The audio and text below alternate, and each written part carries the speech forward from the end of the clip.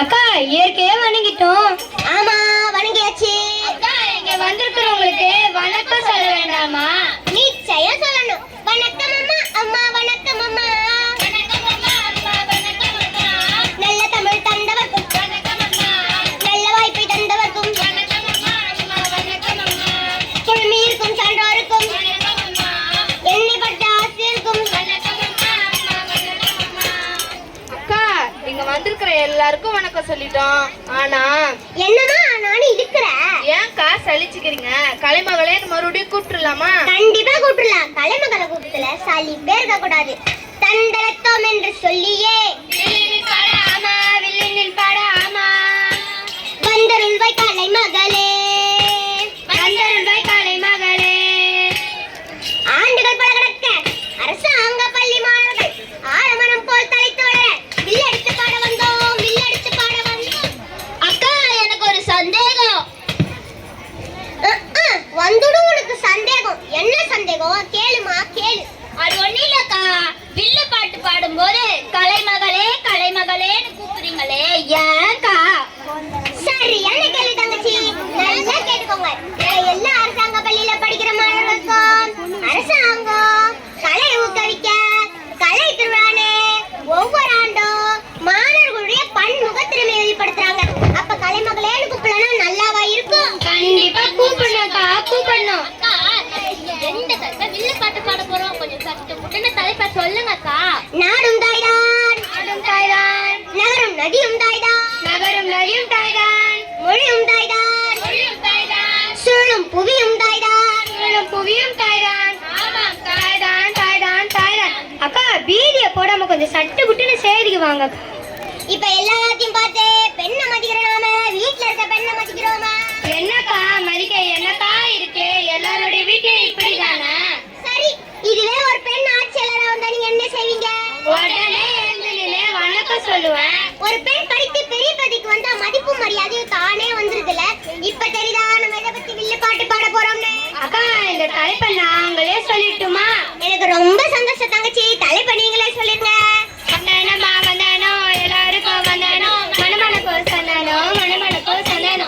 பெண் குழந்தைகளுக்கு கல்வி கற்பிக்கணும், பெண் குழந்தைகளை பாதுகாப்பா வளர்க்கணும் என்ற தலைப்புல வில்லு பாட்டு பாட வந்திருக்கிறோம். சபாஷ், சரியா சொல்லிட்டீங்க தங்கச்சி மகளே.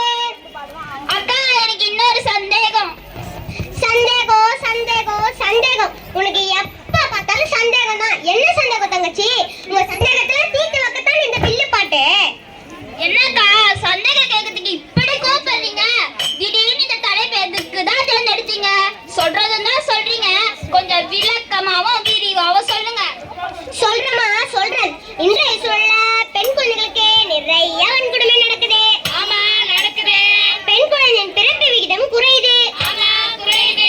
அதனால பெண் குழந்தைகளுக்கு கல்வி கற்பிக்கணும், பெண் குழந்தைகளை பாதுகாப்பா வளர்க்கணும் என்ற நோக்கத்தோடு தான் இந்த கலை திருவிழா மூலம் விழிப்புணர்வு ஏற்படுத்துறா நாட்டுக்கே போய் சேரும் என்ற நோக்கத்தோடு தான் இந்த தலைப்பை தேர்ந்தெடுத்தேன். அக்கா சரியா சரியாக்கா. நீங்க சொல்றதை விட ஒரு பாட்டா பாடிடலாமா?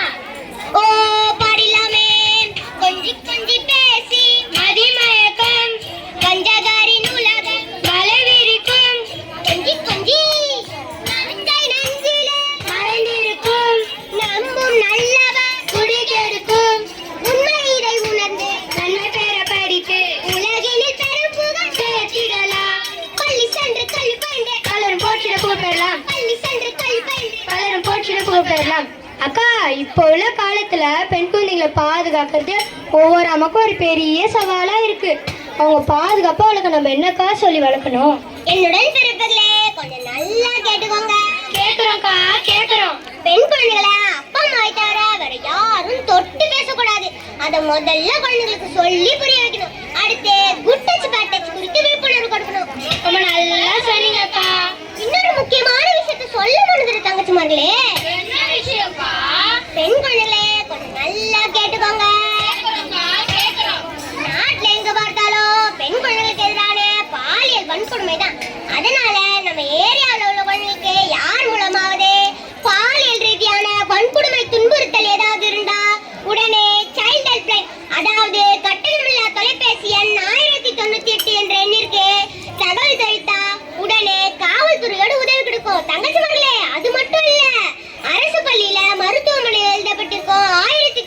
மறக்கவே மறக்காதீங்க. மறக்கவே மறக்க மாட்டோம்க்கா. அக்கா, வன்கொடுமையிலிருந்து பெண் குழந்தைகளை